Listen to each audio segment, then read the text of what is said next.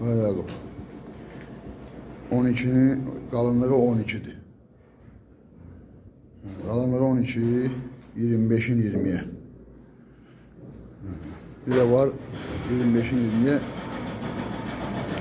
Bunun kalınlığı 20, uzunluğu 25. Bizde burada bak, beton fasad. Fasadını, evin bu qırağını betonla işləyirsən, şeylə, qaza blokla. Şey, iş bu.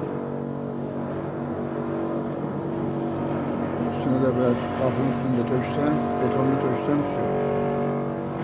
Ve kalınları böyle bir şey.